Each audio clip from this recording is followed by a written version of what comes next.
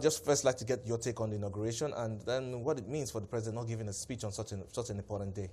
Well, let's hope that he's saving his speech for the next holiday, which is the 12th of June, where I believe that all the diplomats and everybody else will be present to be able to launch the Democracy Day or how it is. But it's quite disappointing that at least after these elections that we have not heard from the president on how he's going to view the direction of the country in the next 4 years, because there are enormous challenges, especially when it comes to the economy.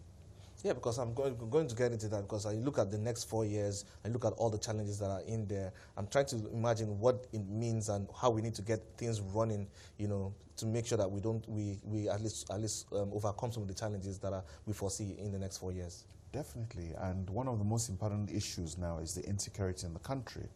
The insecurity apparently has actually spread to the president's home state of Katsina. You understand that the Durban celebrations for the end of the Ramadan festival is being cancelled because of security challenges. The swearing was very low-key. So this security problem is spreading across the northern parts of Nigeria, and I think that is something that we need to address very quickly. All right, then let's look at the major document the government is trying to use to solve some of these challenges. We're looking at the Economic Recovery and Growth Plan. We've seen the targets in there, targeting 7% growth by 2020, but that's not so achievable right now. Well, unfortunately, I think that is really where the reality sinks in. The government, unfortunately, this government actually went into a self-induced recession. And at that point in time, confrontations with the JP Morgan bond index led to the withdrawal of people in confidence. The delay of setting up the cabinet then pushed the country into recession. And this economic recovery growth plan was supposed to be a plan by the government to take the country out of recession into a high growth trajectory. And as you've said, that budget or that document says that they're looking to achieve 7% growth by next year. But unfortunately, we both know now that that is impossible because despite the fact that we achieved 2.4% growth fourth quarter last year, first quarter GDP this year was only 2%. So to be able to pull that off in the next 1 year will take a lot of doing. And even both the IMF and the World Bank forecasts and the market analysts don't believe that we should be able to push this economy to 7% by next year. All right, now let's look at some of the broad objectives of the ERGP still, because one of the key pillars is, you know, restoring growth. We've seen how far they've gone on that one, not too good. We're looking at also investing in people. I'd like you to, you know, when you look at first the budget and how, you know, we saw the budget pass already just a few days ago, and looking at how things are shaping up on that budget, do you think we can do much in investing in people? It's very difficult because there's actually a disconnect already, because even this budget that was passed, you understand that an additional 100 billion was put on top of that budget. And the question of our ability to finance this budget, I think, is still in doubt. We still don't know how we're going to finance this budget because we've been running a deficit for the last 4 years, and it's going to continue the long term.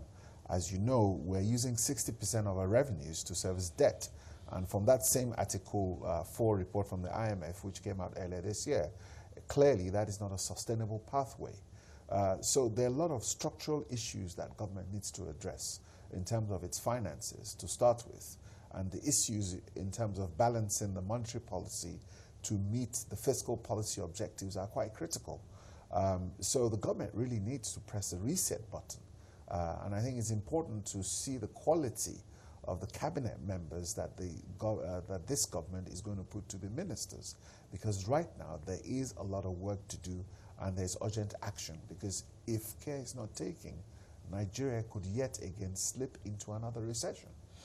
So looking at the next 4 years now, you see, we know the president is not going to seek re-election, you know, so now I think this gives him, you know, the courage to take some of those bold reforms we're looking at. Do you see any of this happening? Well, it's the question is that when you take a look at the perspective and you say this is the economic recovery growth plan, and you see the plan they're giving to us, and clearly that plan is not working. So they need to hit the reset button. So what we'll be looking for is not only for the government to take that document, reset it, but bring in new people that could probably deliver over the next 4 years and reset that document to be more realistic.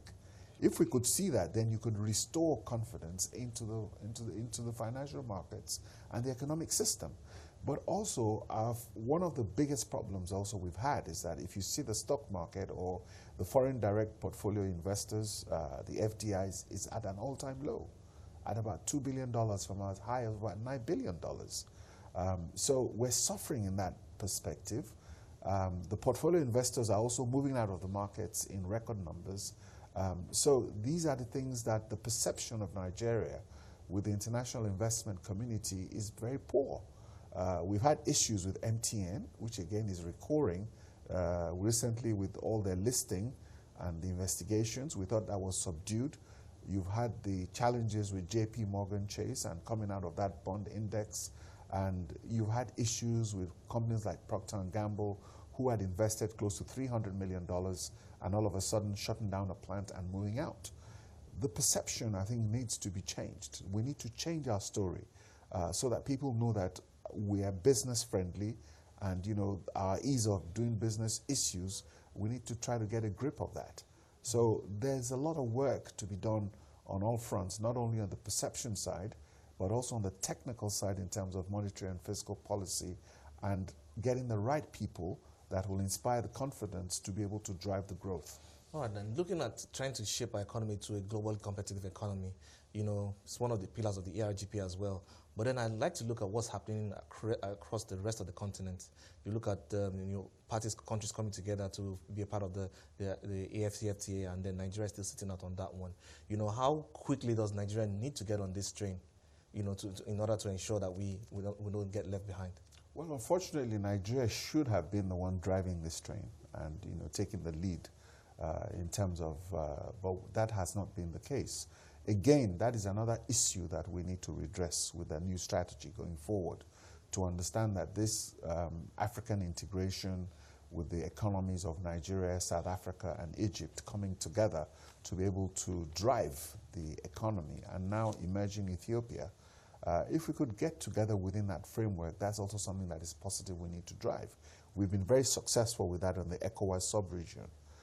So we need to be able to share that experience and take it to the African continent. All right, Nanda, but let's look at this, the cabinet, which is one of the crucial things that we need. In fact, it's going to set the tone for what the next 4 years will look at selecting the cabinet. I'd like first to look at the process in Nigeria, you know, in getting this running. Less than 2 months, because when you look at even if he names the people tomorrow, they'll still need to go through a screening process by the Senate, and that's still going to take quite a while. Yes, and of course, because the Senate itself needs to be sworn in at a later point in time. So yes, there are perceived delays, but since he's returning, I think he should have in mind to be able to name his cabinet in advance to be able to inspire that confidence. So what is now left is just the confirmation hearings by the Senate. So if you've agreed to put your cabinet on the table, then at least people can begin to see the direction you're going in advance of Senate confirmation. So people can begin to see the sort of cabinet you've put together, and you do not want the delay from the last term where it took about 6-7 months to do that. That does not inspire confidence. So I think the earlier this is done, and not only should they announce the ministers, but they should also announce their portfolios. Because we have this sort of political game we play in this country whereby ministers are announced, but you don't announce the portfolios. So there's a guessing game as to who is going to get what portfolio. And I think it's more important because trade and investment is very important. Finance is very important. Infrastructure is very important. And it's important that I would advise they need to break up that ministry, you know, power, housing, and works. You need to separate those three ministries, get capable people to be able to drive. Because, you know, in Nigeria, the talent pool and the human capital resources is extreme. For each ministerial position, I'm sure we have at least 300 Nigerians who are very qualified to be able to run those positions. So getting the human capital that is properly qualified is not the problem. Right, but they also have to use the federal character principle to select them as well. Yes, definitely. All right, but still on this, I'd like to get into how the government, the executive arm of government is working with the legislative arm of government.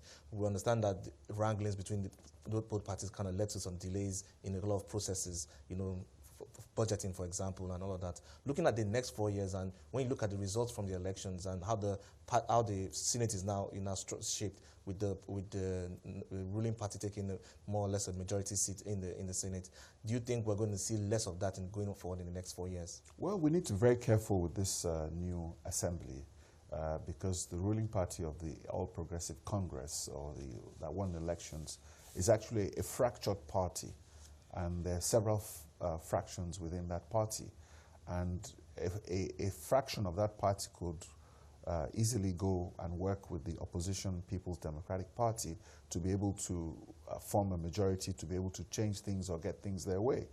So the legislative process is a different process from the executive process. It crosses party lines. So depending on the issues as to who is going to be Senate President, what the budget would be like, there could be a lot of bipartisan or non-partisan alliances that could be formed to get things through. So because you have the majority, it doesn't really mean that that process will be smooth. And that is something that's very important that the president needs to manage, so that all the bills that he might need to pass to be able to stimulate growth in the economy, create employment, and all those other things should be passed in a bipartisan manner. And I think it's important that you have a good liaison to be able to get things smoothly.